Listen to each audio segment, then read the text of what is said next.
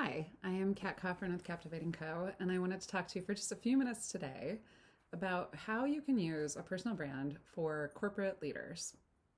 So, you work inside of a large company. Why do you need a personal brand? I get this question all the time, but I'm actually seeing two major trends that seem to be converging that are really driving the need for this work among people that are leading inside of large companies.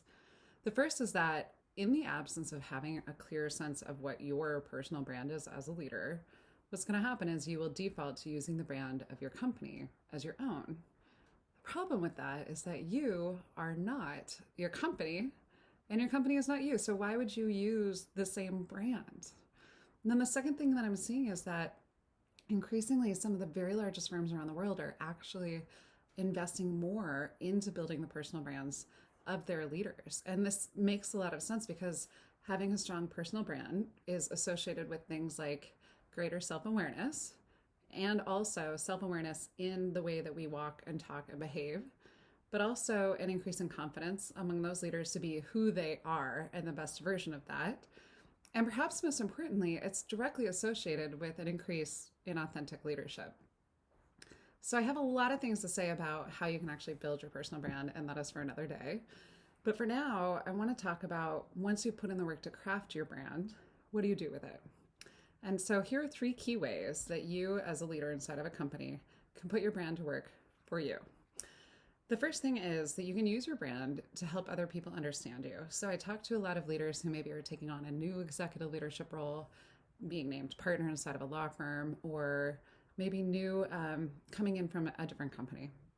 When you have a sense of what your personal brand is as a leader, you can use it to make it easier and faster for people to feel a strong sense of connection to you.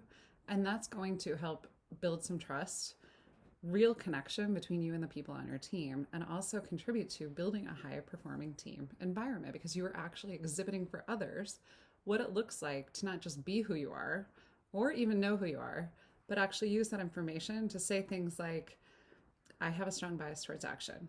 That's something I know about myself. I realize sometimes that can be challenging for people who don't share that with me.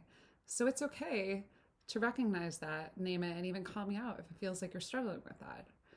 And if you think about the way that it feels when a leader shares that information with you, it makes it much easier to figure out what's a safe way of engaging with this person and to understand where they're coming from so that you're interpreting their actions and their behaviors in the right way. The second thing is that you can use your brand to move towards what excites you. So one of the things that I know and that you know probably is that C-suite and executive leaders in companies really struggle, especially today in this moment in time, to make sure that their very, very best people are in the very best place. We want to make sure that that person is in the best place where they will deliver for the company.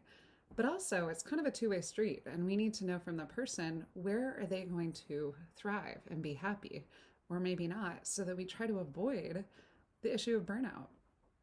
Nothing is more powerful than having a leader at any point in their career who's able to come to you and say, I have done a lot of self-reflection. I know that I'm strongest here, and I know that I'm going to be most fulfilled over here. That makes it that much easier to make sure that you can move in the direction, even if maybe it's not a reality today. But the more that you broadcast to others what you ultimately want to do, which requires doing the work to figure that out first, the easier it becomes for them to advocate for you and move you into that direction. And then lastly, leaders who build their personal brand actually start to feel that they have more confidence. And the word that I hear a lot more lately is courage to increase your voice and be a really great spokesperson for your company as well as for yourself externally.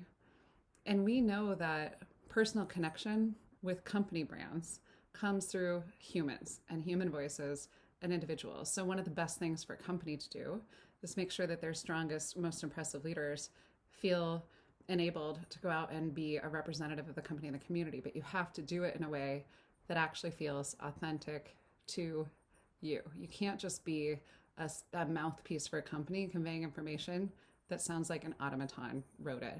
You need to be able to do this like a real human being. So those are just three things to get you started in case you were wondering. Let me know how it goes for you, and thanks for listening.